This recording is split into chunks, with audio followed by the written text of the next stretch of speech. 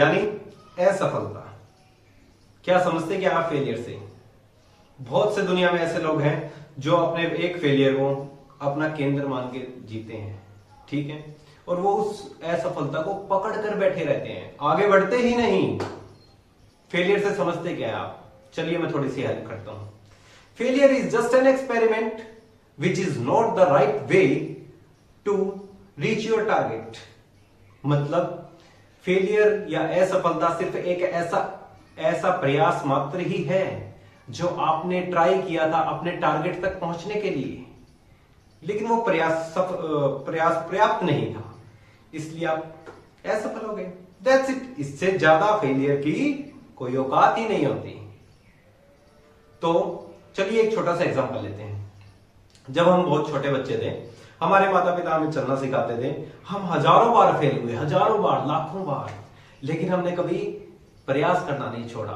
और आज हम चलते भी हैं और दौड़ते भी हैं, क्योंकि हम बार बार एक्सपेरिमेंट करते रहे। और जिस दिन, ऐसे ही लाइफ में होता है, जिस दिन आपका प्रयास सही हो गया ना, उस दिन आपको सक्सेस मिल जाएगी। तो बार बार प्रयास करते रहिए, छोड़िए मत, ठीक है। चलिए स्टार्ट करते हैं आज का लेक्चर।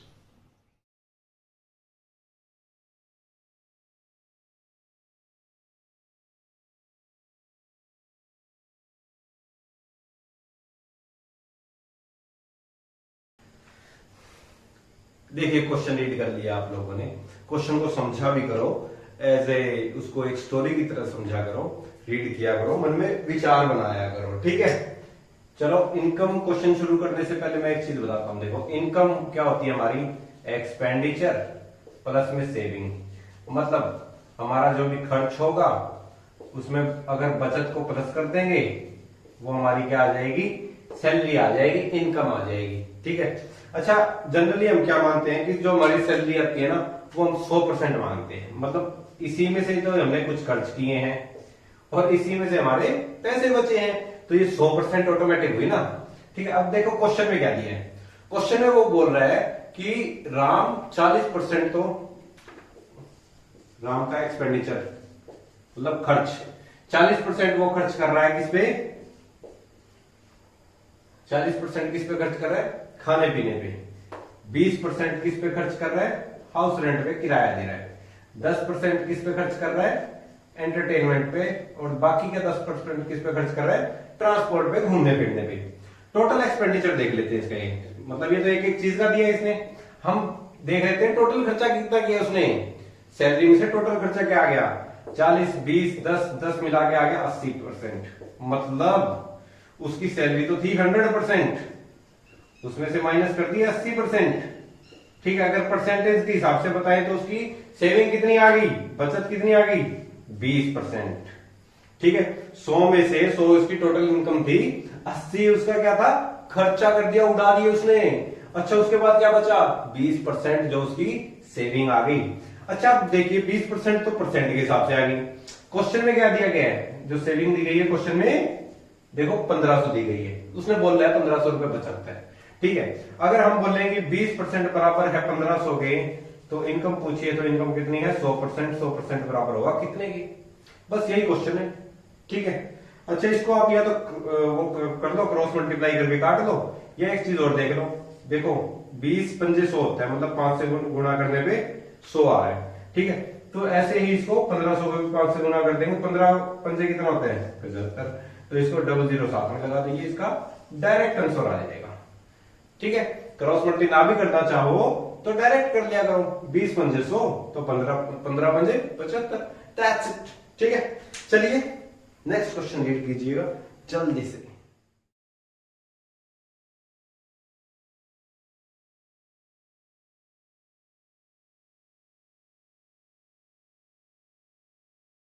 हाँ तो बच्चे क्वेश्चन रीड कर लिया आपने। क्या बोल रहा है देखिए, वो बोल रहा है एक पर्सन है, एक आदमी है, वो अपनी वाइफ को अपनी सैलरी का 40% हिस्सा दे देता है, ठीक है। उसके बाद क्या करता है, जो बच गए 60%, उसमें से 20% करके अपने तीनों बच्चों को दे देता है। मतलब पहले को भी 20, दूसरे को भी 20 और तीसरे को भी 20, ठीक है। उसके बाद क्या है, जो बच गए 20-20% भी देने के बाद जो बच गया उसका आधा किसी और काम में लगा देता है या किसी और को दे देता है, किसी और पे खर्च कर देता है।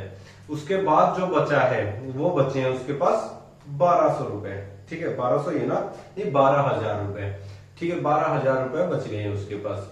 अब ये पूछा है कि उसकी टोटल इनकम कितनी है। बस चलो मान लेते हैं हम उसकी टोटल इनकम है 100, ठीक है। उसमें से 40 उसकी वाइफ को दे दिए तो बचे कितने, 60 रुपए, ठीक है।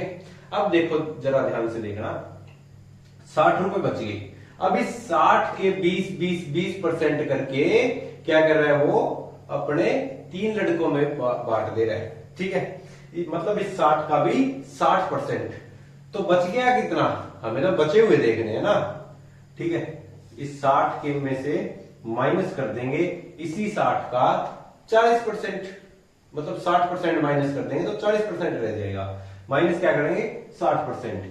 60% कितना हो जाएगा, 60 का 36। अच्छा ये निकालना बता देता हूं पहले, कितना बच गया, 24। अच्छा 60 का जैसे 60% निकालना है। 60% क्या होता है, इधर देखो 60% क्या होता है, 3/5, ठीक है। इस 60 का 60% मतलब 3/5 हो जाएगा। 12 पंजे 60 कट जाएगा 12 से, ठीक है। 12 दूनी 24, 12 है 36, 12 3 का 36।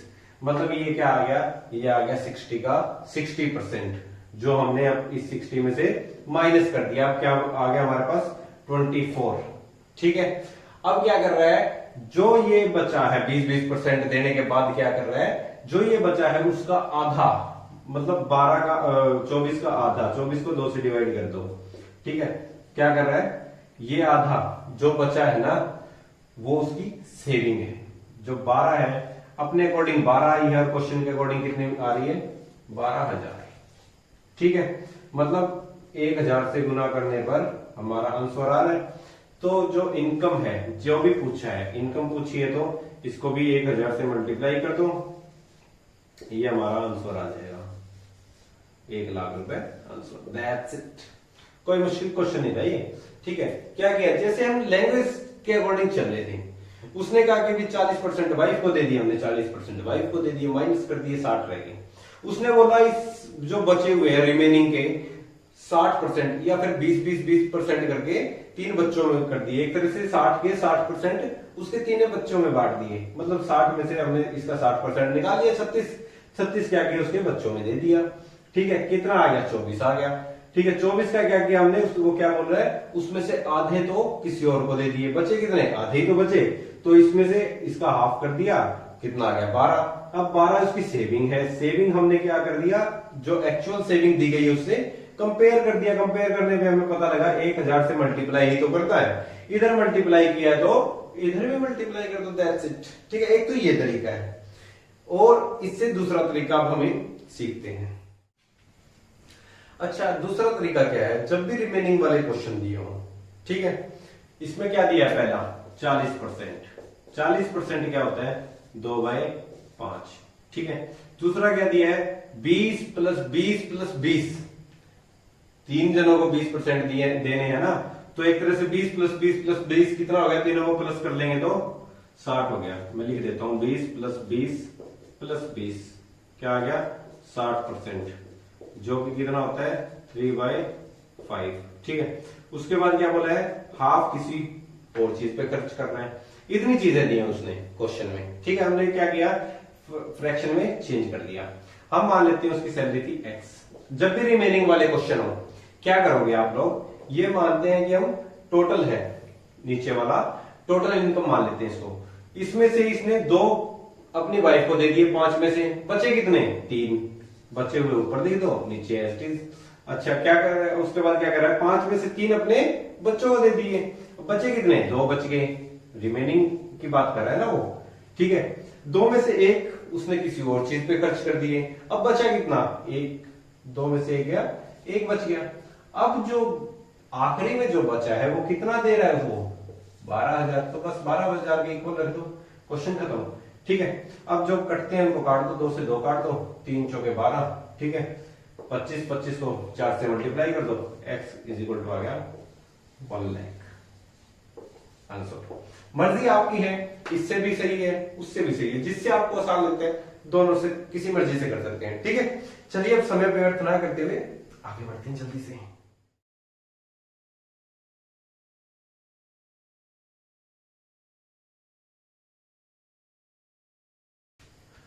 अच्छा, क्वेश्चन क्या था, अब देखिए ये क्वेश्चन भी उसी से रिलेटेड है, लगभग सेम है, लेकिन इसमें थोड़ा सा चेंज क्या है वो हम देखते हैं। लगभग सेम ही क्वेश्चन है।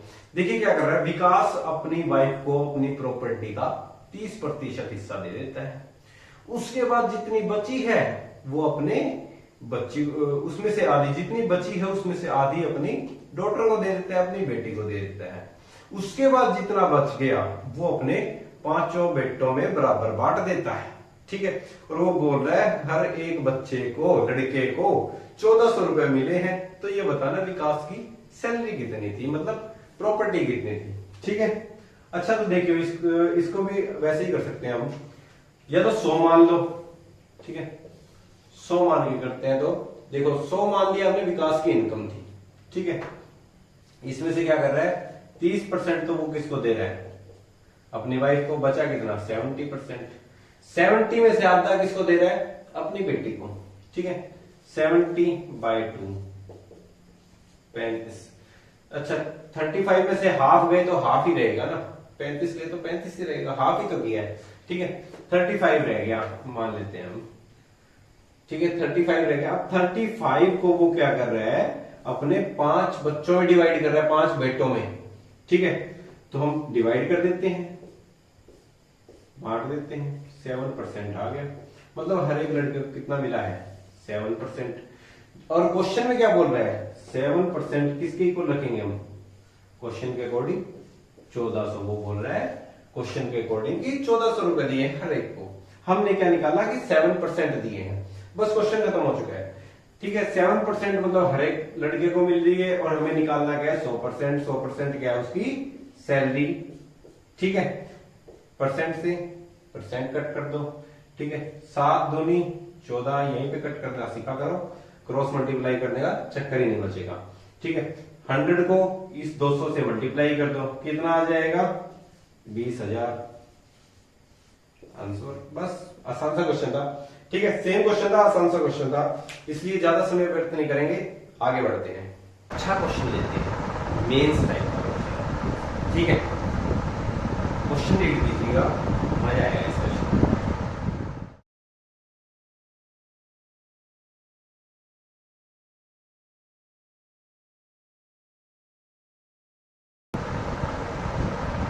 ठीक है, आपने क्वेश्चन रीड किया, क्वेश्चन में क्या दिया, इस बार रेशियो में दिए इनकम। ठीक है, सिर्फ दिमाग लगाना, थोड़ा सा क्वेश्चन आसान। ठीक है, देखिए क्वेश्चन में कितने क्या दिया है, जो इनकम है ना, इनकम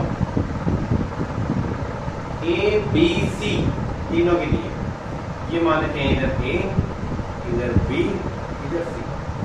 इनकम क्या दी है उसने, ए की दी है 3, रेशियो 4, रेशियो 5, मतलब 3 4 5।